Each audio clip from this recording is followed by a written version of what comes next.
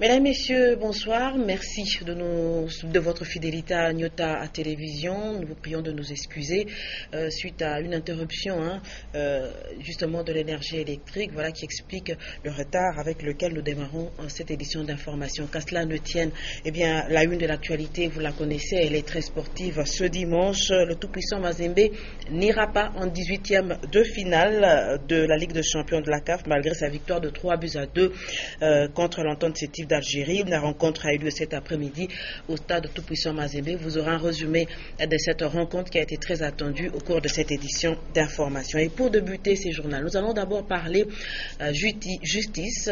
Selon les autorités judiciaires de la République démocratique du Congo, sachez que désormais, eh bien, les voleurs des câbles électriques seront passibles de la peine de mort. Le cas a été vécu à Kolwezi où de voleurs de câbles ont été condamnés. Je vous propose ce reportage d'Edouard Kankou. Désormais, tous les voleurs de câbles électriques sur l'ensemble du territoire national encourent jusqu'à la peine capitale. C'est une décision prise par les instances judiciaires nationales pour mettre fin à ces phénomènes devenus monnaie courante en RDC. En province, le procureur général a donné le ton et le tribunal de grande instance de la ville urbano-rurale de Kolwezi vient de condamner à mort 3 voleurs de câbles haute tension de la Société nationale d'électricité. Dit en outre, établi en fait comme en droit, l'infraction d'association des malfaiteurs mise à leur charge et les condamne à la peine de mort. Contacté, un homme de droit a fait savoir qu'au préalable, il faut disposer d'une loi écrite qui prévoit cette peine capitale pour vol de câbles. Cela pour respecter le principe de la légalité et des délits de peine. Les cours des tribunaux de la RDC prononcent certes la peine de mort, mais on ne l'applique presque pas. Le condamné reste incarcéré jusqu'à la fin de ses jours. Aussi faudra-t-il rappeler qu'il y a plusieurs années, la RDC est toujours en voie de ratifier l'abolition de la peine capitale. Nous restons dans le domaine de la justice pour vous dire également que le législateur congolais a prévu des dispositions claires dans le code de la famille en vue de changer de nom d'une personne. Le changement intervient lorsque la personne désireuse constate le caractère injurieux ou d'atteinte à la pudeur de son nom et consultera donc une juridiction compétente pour cette fin. Patricia Nasmok. Le nom est l'élément clé pour l'identification d'une personne. En République démocratique du Congo, il est tiré du patrimoine culturel. Le nom ne peut en aucun cas être contraire aux bonnes mœurs, ni revêtir un caractère injurieux, humiliant ou provocateur. Or, il est des personnes dont le nom, quoique immuable selon la législation congolaise, porte un caractère injurieux ou provocateur. Pour ces raisons fondamentales, il leur appartient de pouvoir changer leur nom. Le changement s'opère au tribunal de paix. Il faut tout de suite admettre que l'article 67 du Code de la famille, qui est une loi qui réglemente la protection du nom d'une personne, confère à la personne qui estime être lésée de pouvoir user de tous les moyens de droit pour faire respecter son nom vis-à-vis des tiers. Selon le juriste, l'obtention du jugement statuant le changement du nom est d'un délai raisonnable. Les dispositions prévues par la loi congolaise sont les bienvenues à tout citoyen désireux le faire. Et pour revendiquer leurs droits, certains louchois ont souvent l'habitude de privilégier le recours aux médias en lieu et place de l'autorité judiciaire. Cette position controversée est bien soutenue par ceux qui estiment que par la voie des ondes, eh bien, les solutions sont vite trouvées, alors que les institutions judiciaires sont parfois élastiques. Janine Bouchou. De plus en plus, les groupes de Louchois préfèrent recourir aux médias plutôt qu'aux autorités politico-judiciaires pour faire entendre leur voix devant les injustices sociales, les licenciements, mauvais traitements, incendies et accidents. Toutes ces formes de revendications sont d'abord soumises aux chaînes des radios et des télévisions. Certains Louchois prétextent, reste à vérifier, que la justice congolaise et l'administration sont trop lourdes, inéquitables. En outre, les autorités étant parfois difficiles à atteindre, les médias deviennent ainsi un bon moyen de pression pour les employeurs contre qui l'on revendique. Frappés de honte publique par les billets des médias qui sont un contrepoids, une grande force de pression, les accusés cèdent plus facilement ou se laissent convaincre. L'audiovisuel, considéré comme quatrième pouvoir, devient ainsi une solution rapide et facile. Cependant, les informations à traiter doivent être censurées et vérifiées avant d'être diffusées. Ce qui est vrai est que tous les faits ne doivent pas forcément faire objet de reportage.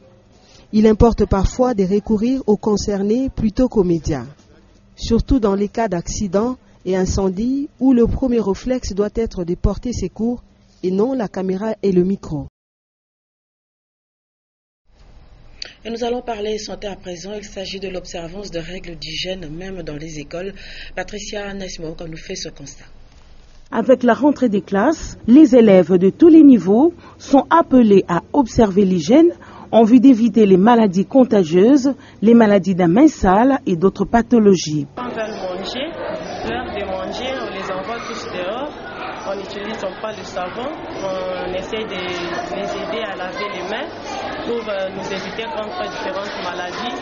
Comme ça, avec ça, quand les enfants terminent de laver les mains, ils entrent en classe, ils peuvent manger leur nourriture qu'ils ont apportée à partir de la maison.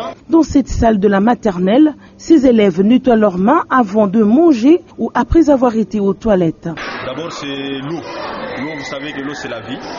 Nous faisons d'abord tout pour que nous puissions offrir aux enfants l'eau potable à travers les robinets, à travers un peu partout aux toilettes, que ce soit dans la cour, même dans certaines classes, il y a des seaux d'eau qu'on met juste à côté, ainsi que le savon, pour qu'en fin de compte, chaque enfant, l'enfant, dès qu'il vient des toilettes, il peut toujours se laver les mains avec du savon. Il y a des sumets dans certaines classes, ainsi de suite. Dans sa mission primordiale d'enseigner et d'instruire les élèves, l'école est appelée à mettre un accent particulier sur l'hygiène, car la santé de l'enfant est indispensable pour sa croissance et son bien-être. Nous restons dans le domaine de la santé pour parler cette fois-ci de maladies cardiovasculaires chez les jeunes âgés de 30 à 45 ans. Sachez que même le louchois du Katanga sont susceptibles de contracter cette maladie suite au stress, suite également à une consommation abusive du cholestérol. Un reportage de Titiane Bouy. Depuis toujours, on pense que l'accident vasculaire cérébral n'atteint que les personnes du troisième âge. Mais depuis un temps, des personnes dont l'âge varie entre 30 et 45 ans en souffrent. Multiples causes sont épinglées. Dr Eric Yolola est médecin cardiologue. Il nous en parle.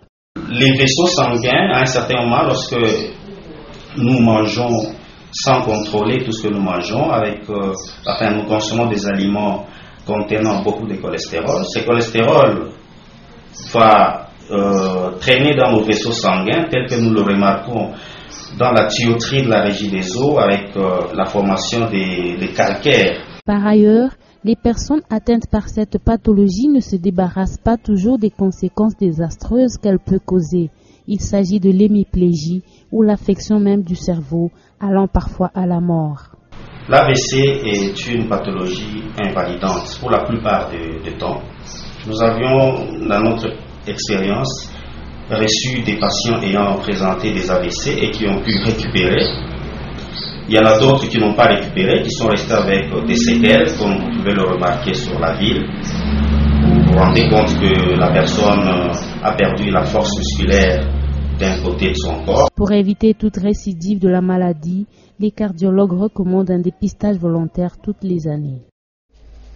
Toujours dans le domaine de la santé, cette fois-ci, nous parlons de la conservation des aliments. Il est constaté en ce moment que les aliments sont très mal conservés dans les restaurants, les terrasses, les malewa ou encore d'autres takeaway, alors que cette situation peut être dramatique sur la santé des consommateurs.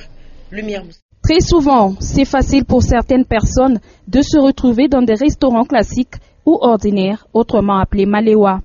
Et les raisons sont diverses. Pour les uns, ils n'ont pas suffisamment de temps pour préparer, mais pour d'autres, les malewa est le lieu indiqué si l'on veut manger moins cher. Une question mérite d'être posée quant au plat qu'on offre aux clients. Comment arrive-t-on à conserver tous ces produits avec des coupures d'énergie électrique à répétition enregistrées à Lubumbashi, difficile pour les clients ou mieux les consommateurs de répondre. Certes, chacun a un endroit sûr où il peut s'alimenter sans risque d'en souffrir après. Mais il faut aussi retenir que les tenanciers de certains restaurants visent plus leurs recettes sans toutefois prendre en compte la santé de tous ses clients. Depuis un temps à Lubumbashi, des plaintes ne font que se multiplier quant aux services traiteurs sollicités à l'occasion de diverses fêtes qui s'organisent dans la ville. Pour certains, leurs buffets sont exposés plusieurs heures avant l'arrivée des concernés. D'autres aliments seraient même préparés la veille. Et les victimes sont les invités qui, pour la plupart, connaissent des troubles au niveau du ventre. La chaleur que la ville enregistre ce dernier temps est pour beaucoup dans cette situation. D'innombrables microbes se développent en cette période. La meilleure solution demeure le contrôle strict de son alimentation. Et sur un tout autre registre, mesdames, messieurs, sachez que suite à l'élargissement du canal Naviundo, quartier industriel, 2 familles qui habitaient sur la servitude de l'État ont été sommées de quitter le lieu pour permettre l'avancement des travaux. Et le maire de la ville de Lubumbashi avait accordé audience à ces 2 familles et a instruit également le conservateur de cadastre Est de leur accorder des parcelles ailleurs. Maurice Mazel. Petite salle de l'hôtel de ville de Lubumbashi a servi de cadre à une rencontre peu ordinaire qui a concerné 2 ménages qui sont sommés de quitter la servitude de l'État dans le quartier industriel pour ne pas empêcher les travaux de la construction des avaloirs. Le maire Jean-Oscar Sangouza Mutunda a instruit le conservateur de la circonscription cadastre Est de voir dans quelle mesure solutionner à l'amiable leur délocalisation. Les concernés ont salué la suggestion de l'autorité urbaine. Auparavant, le maire Jean-Oscar Sangouza Mutunda a dans son cabinet de travail accordé une audience assez haute. Voilà, mesdames, messieurs, quittant Lubumbashi pour la ville de Kolwezi, les quartiers Latin et Kasulo sont victimes en ce moment de cas d'érosion causés par les eaux de pluie. À l'heure actuelle, en ce moment, eh bien, une série de travaux s'effectue dans les sites concernés pour lutter contre ces érosions qui pénalisent en ce moment la population de cette ville. Reportage.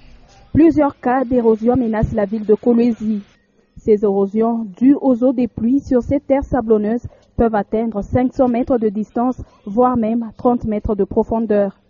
Les quartiers les plus touchés sont les quartiers Latin et Kasulo. Sur bon nombre d'érosions enregistrées dans la ville de Kolwezi, 3 d'entre elles connaissent des travaux intenses grâce au concours des génies civils déployés sur différents sites. Nous, on a travaillé avec le militaire et avec les femmes des militaires. Ce sont des militaires qui mettaient la latérite dans les sacs pour fermer ici.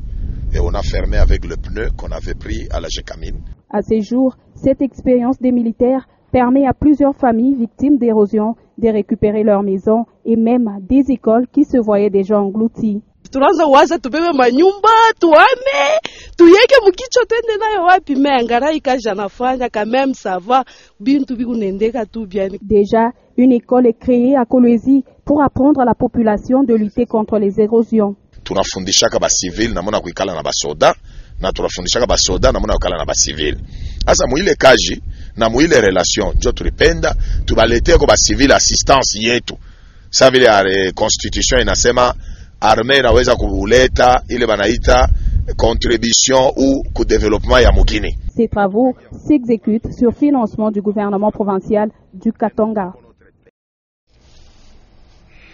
Mesdames, Messieurs, avant de nous quitter, je vous rappelle encore cette une de l'actualité qui concerne le sport en République démocratique du Congo, l'affiche de la finale de la 18e finale de la Ligue des champions de la CAF. Eh bien, cette affiche est connue. Elle opposera l'ASV Club d'RDC à l'entente CETIP d'Algérie, tombeur du tout-puissant Mazembe cet après-midi, malgré la victoire de 3-2 des Corbeaux. Et je vous rappelle également que l'ASV Club a su s'imposer sur le club sportif sfaxien de Tunis à l'aller comme au retour. Fin de cette édition d'information.